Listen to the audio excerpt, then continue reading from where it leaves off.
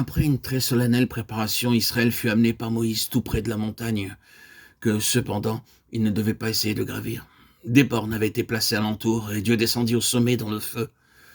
La fumée montait comme celle d'une fournaise, et la montagne tremblait fort, et le son de la trompette se renforçait de plus en plus. Moïse parlait, et Dieu lui répondait par une voix. Et l'Éternel appela Moïse au sommet. Il entra dans l'épaisseur de la nuée, Exode 24, 18.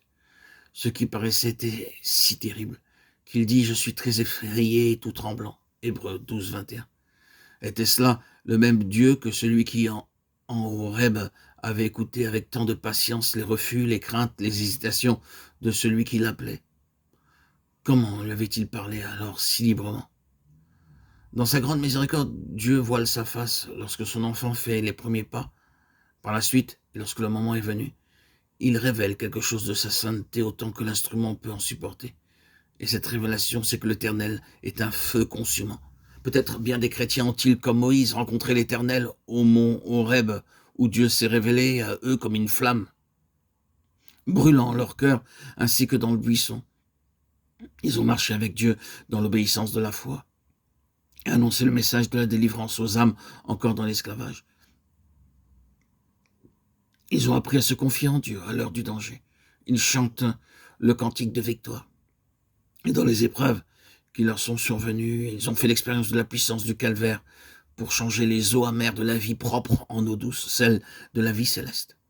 Ces rachetés connaissent aussi par expérience la puissance des mains levées vers l'Éternel à l'heure du combat contre Amalek. Ils travaillent avec le Seigneur selon qu'il les conduit et de grâce en grâce. Mais cette communion du sommet, parler avec lui face à face, oh, combien ils soupirent après cette nouvelle révélation de Dieu. Combien ils souhaitent entendre sa voix leur dire « Viens avec moi » et regarde depuis le sommet. Le moment vient où Dieu se révèle aux rachetés comme à Moïse, dans la terrible majesté du Sinaï, non point pour jeter dans la frayeur dont fut saisi Israël, mais pour faire connaître quelque chose de sa justice, pour communiquer quelques notions de la laideur du péché, quelques aperçus de la sainteté du Dieu qui nous a rachetés. Ce n'est pas en Égypte que les Israélites furent initiés à la loi de Dieu et à ses jugements. Ils sortirent du pays d'Égypte, ignorant celui qui les rachetait, initiés aux coutumes égyptiennes et avec des notions assez vagues au sujet du bien et du mal. Mais lorsqu'ils furent affranchis, séparés de ceux qui constituaient leur vie au pays d'Égypte, alors Dieu commença de leur montrer quelque chose de lui-même et de la droiture qu'il réclame de ceux qui portent son nom. Ce fut une révélation non seulement pour les Israélites, mais aussi pour Moïse. Effrayé, le peuple reste au loin, mais Moïse avance dans l'épaisseur de la nuée au sommet du Sinaï, où était Dieu. Exode 20, 21. Il est écrit « Vous ne vous êtes pas approchés de la montagne qu'on pouvait toucher avec la main, ni du feu brûlant, ni de la nuée épaisse, ni de l'obscurité, ni de la tempête, mais vous êtes venus à Jésus, le médiateur de la nouvelle alliance, et au sang de l'aspersion. » Hébreux 12, 18, 24.